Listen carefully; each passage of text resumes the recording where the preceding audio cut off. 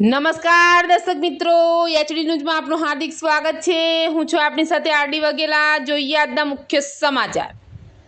સંસદમાં મહિલા અનામત બિલ પાસ ન થતાં અંકલેશ્વરમાં શિવસેના દ્વારા વિપક્ષ પક્ષ વિરુદ્ધ વિરોધ પ્રદર્શન કર્યું હતું।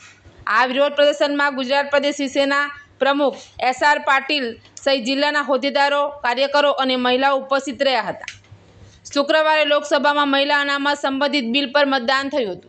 આખરે મહિલા અનામત સંબંધિત બિલ લોકસભામાં પસાર થયું ન હતું, જેને લઈ ગુજરાત પ્રદેશ શિવસેના દ્વારા નારી શક્તિના સન્માન માટે પક્ષ વિરુદ્ધ વિરોધ પ્રદર્શનનું આયોજન કરાયું હતું। અંકલેશ્વરના કાપોદ્રા પાટિયા નજીક ગુજરાત પ્રદેશ શિવસેનાના પ્રદેશ પ્રમુખ એસ.આર. પાટીલની અધ્યક્ષતા હેઠળ મહિલા અનામત બિલનો વિરોધ કરનાર વિપક્ષ પક્ષ વિરુદ્ધ સૂત્રોચ્ચાર સાથે વિરોધ પ્રદર્શન કર્યું હતું।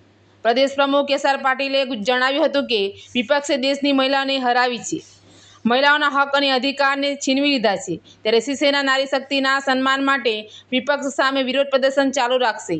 આ વિરોધ પ્રદર્શનમાં ભરૂચ જિલ્લા શિવસેનાના પ્રમુખ મંગલસિંહ, ઉપપ્રમુખ સુનિલ પાટીલ સહિત હોદ્દેદારો, કાર્યકરો અને મહિલાઓ ઉપસ્થિત રહી હતી।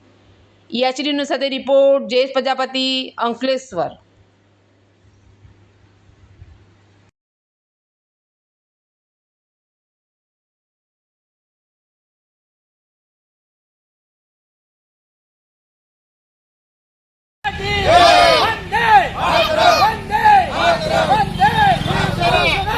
शिवसेना जिंदाबाद शिवसेना जिंदाबाद जय शिवाजी जय शिवाजी जय शिवाजी जय शिवाजी नारी शक्ति के सम्मान में शिवसेना मैदान में नारी शक्ति के सम्मान में शिवसेना मैदान में कांग्रेस मुर्दाबाद कांग्रेस मुर्दाबाद जय गांधी मुर्दाबाद जय जय श्री राम जय जय श्री राम।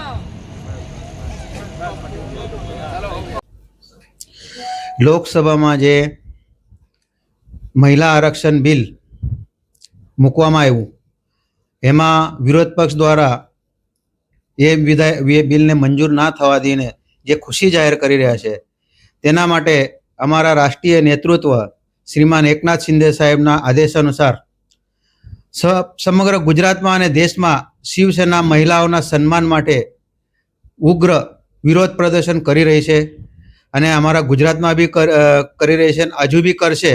કેમ કે મહિલાઓના જે હક છીનવા માટેના જે કાર્ય વિરોધ પક્ષે કર્યું છે, તેના માટે મતલબ એક સ્લોગન અમે લઈ લીધું છે, નારી હક કે સન્માન મેં શિવસેના मैदान में। અને શિવસેના હંમેશા અન્યાય અત્યાચાર સામે લડતી આવી છે અને લડશે, અને આ બિલને જ્યાર સુધી મંજૂરી ના મળે ત્યાર સુધી વિરોધ પ્રદર્શન શિવસેના કરશે।